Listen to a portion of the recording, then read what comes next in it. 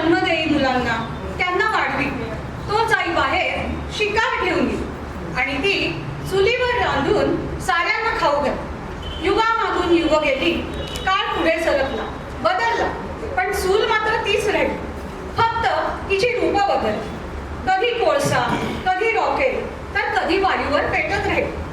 अगदी बालपणापासूनच मुले गोट्या, भोवरे, चेंडू घराबाहेर जाऊन खेळू लागली आणि तिने घरातच मांडली इवली इवली चूल गोल आणि छोटीशी भातुकली. रमून गेली कौतुकाने साऱ्यांना खाऊ घालणे. दाण्याचा लाडू आणि पोह्याची पोळी ही तर पुरुष प्रधान संस्कृतीची धूर्त खेळी.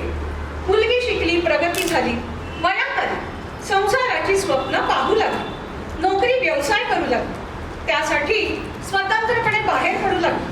पण खेड्यातली बाई असो वा पेप्सीची इंद्राणुई, चुली सोबतची नाळ मात्र तुटली नाही. कधी चुलीत स्वाहा केली तिने आपली स्वप्न, आशा, आकांक्षा, गिळून टाकले दुःखाचे कळ. कधी आई वडिलांसाठी, संसारासाठी, मुलाबाळांसाठी सतत करत राहिली तडजोड, पण चूल पेटवत राहिली अखंड. कधीच पडू दिला नाही त्यात तिने खंड.